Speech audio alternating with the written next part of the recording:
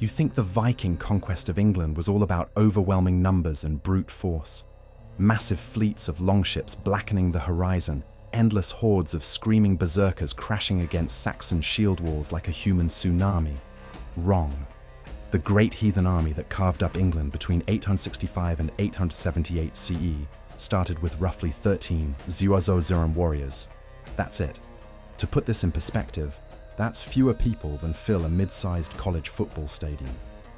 And they were facing the combined might of four established Anglo-Saxon kingdoms: Northumbria, Mercia, East Anglia, and Wessex, with populations in the hundreds of thousands and professional armies that should have crushed them like bugs.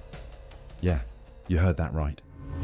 It's like a motorcycle gang rolling into Texas and somehow managing to take over the entire state government, military, and economy within a decade.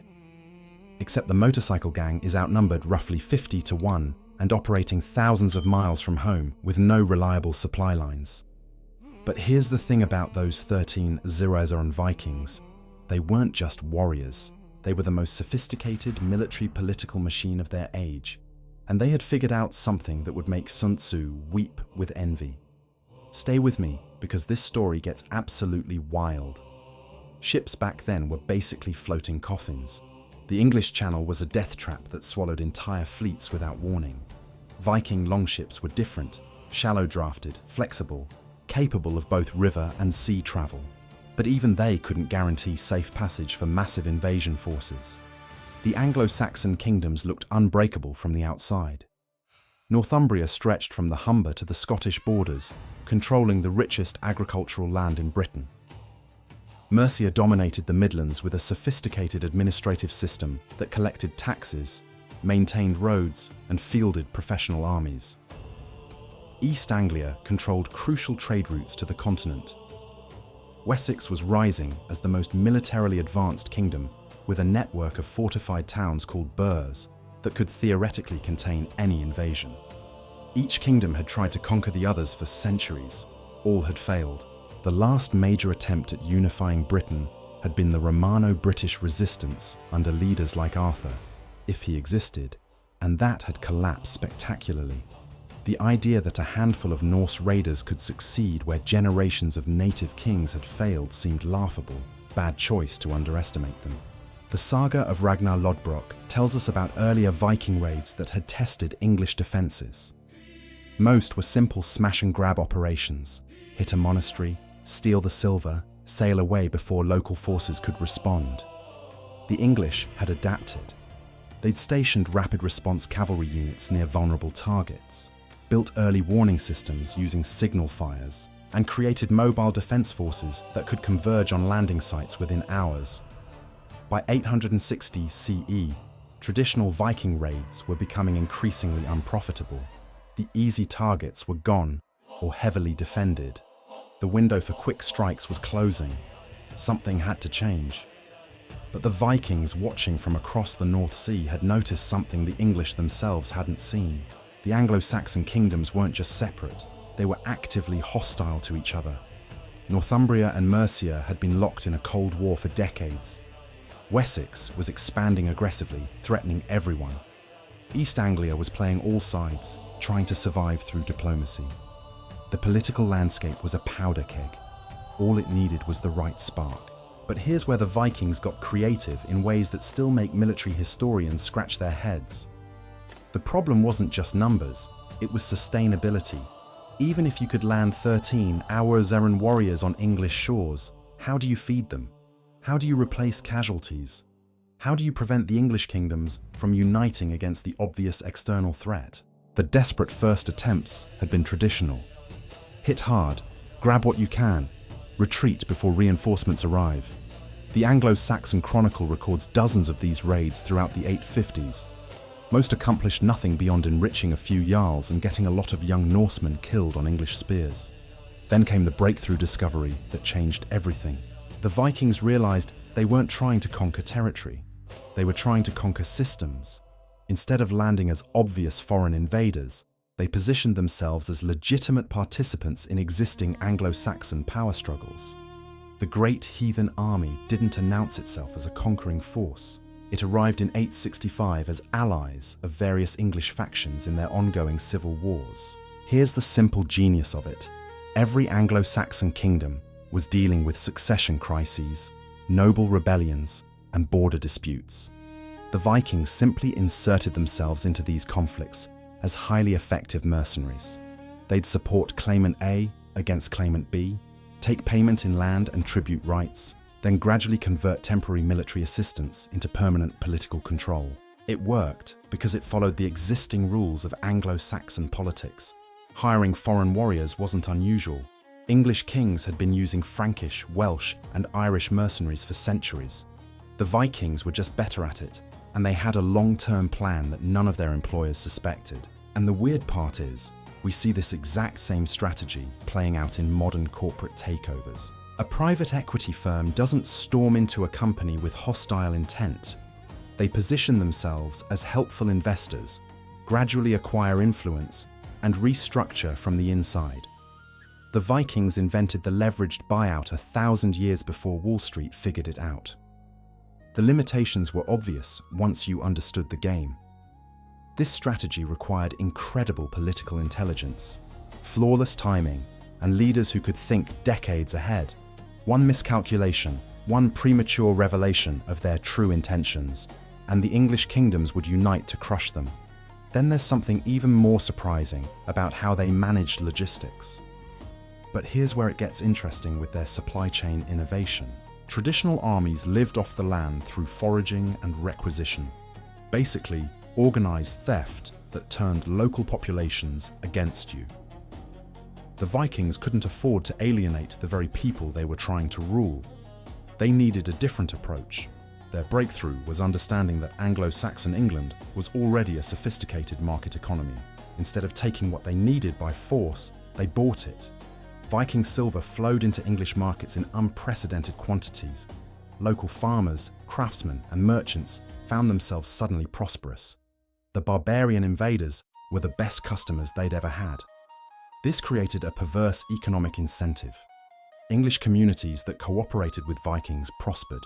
Those that resisted found themselves cut off from the new silver-based economy the Vikings were creating. It was economic warfare at its most elegant. The science behind it was straightforward supply and demand. The Vikings had access to Islamic silver through their trade networks in Russia and the Middle East. England was chronically short of precious metals. By flooding local markets with silver, they could buy loyalty, information, supplies, and political influence more efficiently than they could win them through combat. And the weird part is, this looks exactly like how modern powers project influence through economic aid and investment. The Marshall Plan after World War II followed the same basic logic: use economic incentives to reshape political allegiances. But the Vikings still faced the core military problem.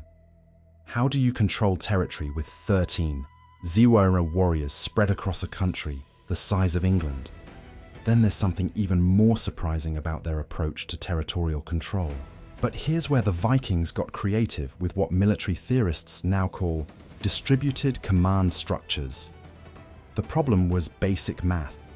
England covers roughly 50,000 square miles. With 13,000 warriors, that's one Viking for every 4 square miles. Assuming you could spread them evenly, which you can't, because then they'd be useless as a fighting force. Traditional armies solved this through static garrisons.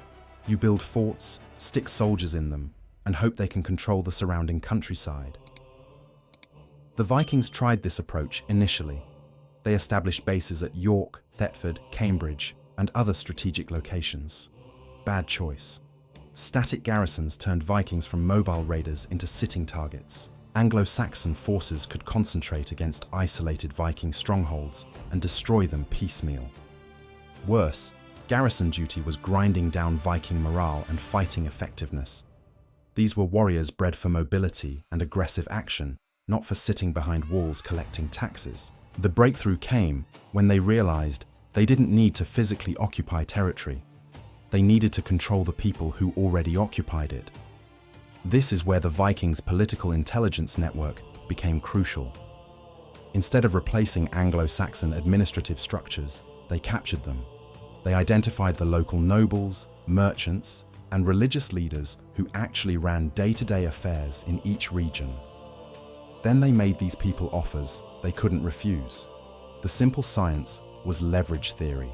Every local leader had something they wanted to protect: land, family, religious position, commercial interests. The Vikings became the guarantors of these interests, but only for those who cooperated. Resist, and not only would you lose everything, but your rivals who had cooperated with the Vikings would be positioned to take your place. And the weird part is, this is exactly how modern organized crime operates. The mafia doesn't control territory through overwhelming force. They control it by becoming indispensable to the people who live there, while making the consequences of resistance absolutely clear. The limitations were significant. This approach required incredibly detailed intelligence about local power structures. The Vikings needed to identify who really held influence, understand the personal relationships and conflicts that drove local politics, and calibrate their offers perfectly. Too generous, and they'd bankrupt themselves. Too harsh, and they'd provoke the united resistance they were trying to avoid. Then there's something even more surprising about how they handled the one thing that should have been their greatest weakness. But here's where it gets interesting with their approach to religious conversion. The problem was fundamental. The Vikings were pagans conquering a Christian country. This should have been an insurmountable barrier.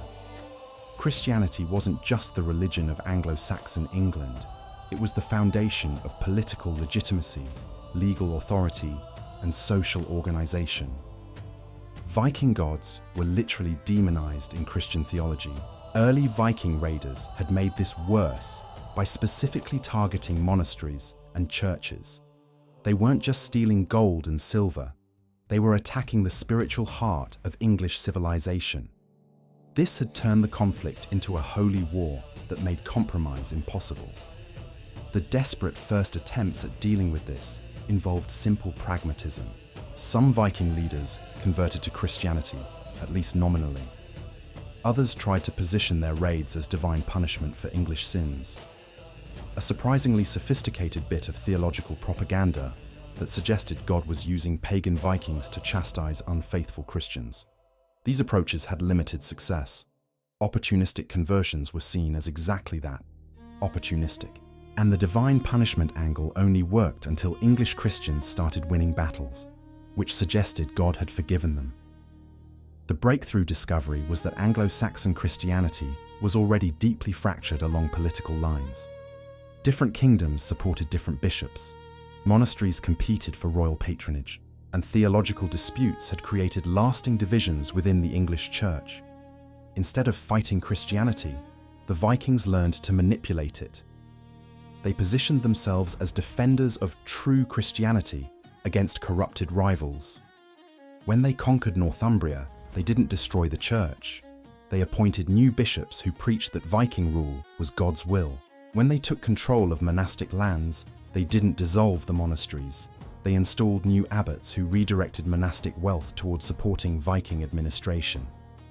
The science behind this was basic institutional capture. Religious institutions weren't just spiritual authorities. They were administrative networks, educational systems, and economic powerhouses. By capturing these institutions, rather than destroying them, the Vikings gained access to everything they provided: legitimacy, expertise, and resources. And the weird part is, we see this exact pattern in every successful revolution. The Bolsheviks didn't destroy the Russian Orthodox Church, they co-opted it. The Chinese Communist Party didn't eliminate Buddhism and Confucianism, they redefined them to serve communist goals. The Vikings were pioneering techniques that political movements would use for the next millennium, but even religious manipulation had its limits. Some English Christians would never accept pagan rule, regardless of the theological justifications offered, and the Vikings still needed to maintain credibility with their own followers, who expected them to honor the old gods. Then there's something even more surprising about how they solved the succession crisis that should have destroyed them. But here's where the Vikings got creative with something that looks like modern corporate governance structures. The problem was leadership continuity. Viking culture was built around personal loyalty to individual war leaders. When a Jarl died, his followers were free to choose new allegiances. This worked fine for small raiding parties, but it was potentially catastrophic for a political entity trying to control half of England. The Great Heathen Army was nominally led by the sons of Ragnar Lodbrok, Ivar the Boneless, Halfdan Ragnarsson, and Ubba. But what happened when these legendary leaders died? Would the entire Viking enterprise collapse into feuding factions? Traditional Norse succession was chaotic at best. Sons fought each other for their father's position. Rival jarls made competing claims. Loyal followers had to choose sides in civil wars that often lasted for generations. The Vikings' first attempts at solving this followed traditional patterns. They tried to establish Ivar as supreme leader, with his brothers as subordinates. This created immediate tension. Halfdan controlled the forces operating in northern England. Ubba dominated the western campaigns. Neither was particularly interested in deferring to their brother. The breakthrough came when they realized they were trying to solve the wrong problem. Instead of establishing a single supreme leader, they created a distributed command structure where each major leader controlled specific territories and functions, but all remained bound by shared strategic objectives and mutual interdependence. This was revolutionary. Instead of a traditional monarchy or warband hierarchy, the Vikings invented something that looked remarkably like a modern federal system. Ivar controlled overall strategic planning and diplomatic relations with English kingdoms. Halfdan managed military operations and territorial expansion. Ubba handled logistics, supply chains, and relationships with Scandinavian reinforcements. The simple science was that this structure made the Viking enterprise anti-fragile. If any single leader died, the system could continue functioning. When Ivar actually did die around 873, the Viking project didn't collapse. It adapted and continued. And the weird part is, this organizational model would later influence the development of medieval European feudalism. The idea that political authority could be distributed across multiple interdependent centers of power, rather than concentrated in a single monarch, was largely a Viking innovation. The limitations were real, though. This system required constant communication and coordination between far-flung leaders. It also depended on continued military success to maintain the flow of wealth that kept all factions satisfied. Any major defeat could trigger the factional conflicts they were trying to avoid. Then there's something even more surprising about their approach to what modern strategists call asymmetric information warfare.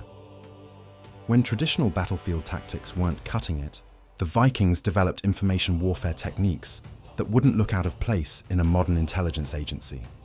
The speed of their intelligence network was staggering. Viking forces regularly demonstrated knowledge of English troop movements, political developments, and even private conversations between English nobles. They knew about succession disputes before the dying king's own sons did. They anticipated military campaigns weeks before English armies began marching. This intelligence advantage came from building parallel information networks that operated independently of official diplomatic channels. Viking traders who had been operating in English markets for decades became intelligence assets. Norse mercenaries serving in English armies reported back to their kinsmen. Even some Anglo-Saxon nobles, dissatisfied with their own kings, began passing information to Viking leaders they saw as more effective rulers. Picture this: English kings sitting in council, planning secret military operations, while Viking spies in the form of trusted advisors, guards, and servants documented every detail. By the time English armies took the field, Viking forces had already repositioned to counter their strategies. The psychological warfare component was equally sophisticated. The Vikings understood that their reputation for brutality was a strategic asset, but only if deployed precisely. Indiscriminate violence would unite English resistance. Selective brutality, carefully calibrated to punish specific behaviors while rewarding cooperation, could shape English decision-making without requiring constant military engagement. They developed a systematic approach to managing their fearsome reputation. Communities that surrendered without resistance were treated generously, often better than they had been under their previous English rulers. Communities that resisted faced highly visible, carefully orchestrated destruction that served as object lessons for everyone else. Talk about psychological operations. The Vikings were essentially running a protection racket on a national scale, but one sophisticated enough to appear as legitimate governance to those who cooperated. The maritime intelligence network was perhaps their most innovative achievement. Viking ships weren't just transport vessels, they were mobile command centers that could coordinate operations across hundreds of miles of coastline and inland waterways. A longship anchored in the Thames could receive messages from agents in York, process intelligence reports from Frankish contacts, and dispatch new orders to Viking forces operating in East Anglia, all within the span of a few days. This gave them strategic mobility that English forces simply couldn't match. English armies moved along Roman roads at predictable speeds. Viking forces moved along rivers and coasts at twice the speed, with real-time intelligence about English positions and intentions. But the most advanced technique was their approach to economic warfare. The Vikings figured out that they could destabilize entire English kingdoms without fighting major battles, simply by manipulating trade networks and currency flows. They identified the economic choke points that kept each Anglo-Saxon kingdom functioning: salt production in Cheshire, iron mining in the Forest of Dean, wool exports from East Anglia, grain shipments from Lincolnshire.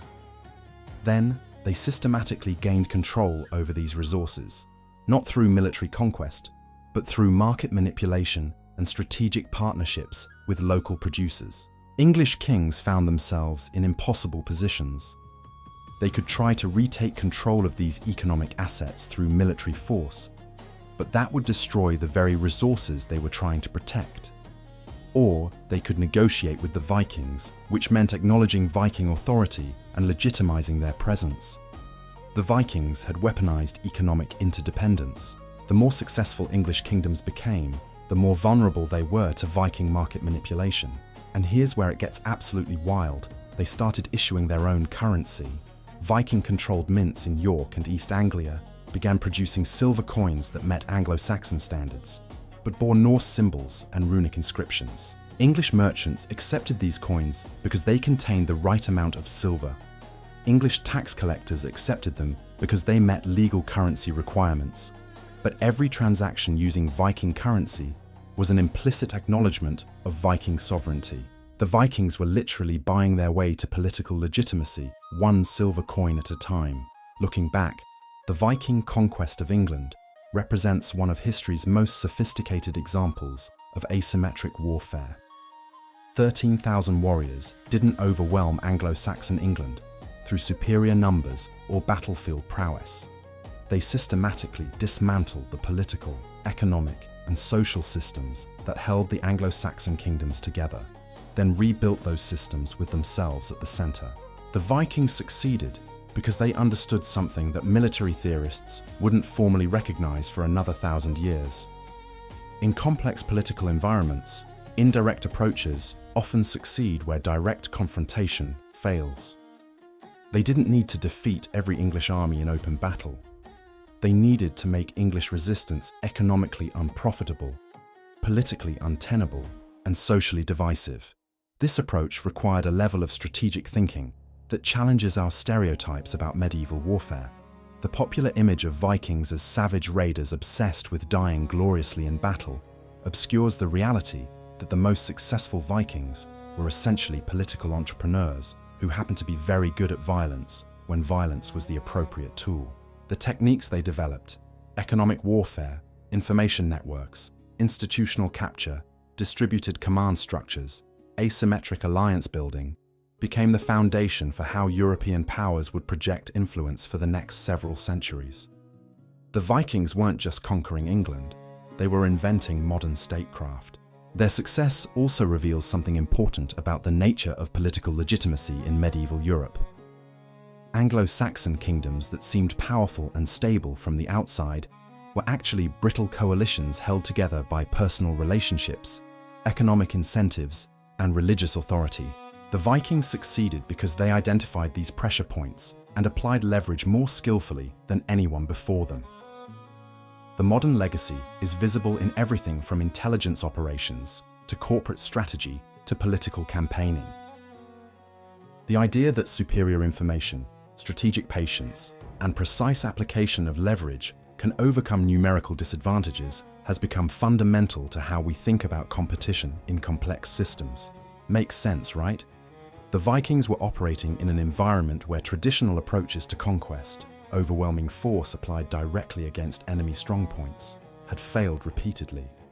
They needed to innovate, and their innovations were so effective that we're still using variations of them today. But perhaps the most remarkable aspect of the Viking conquest is that it worked both ways. While the Vikings were transforming Anglo-Saxon England, England was transforming the Vikings. By the time the Great Heathen Army had achieved its objectives, its leaders were Christian, its administrative systems were Anglo-Saxon, and its long-term survival depended on maintaining the support of English populations.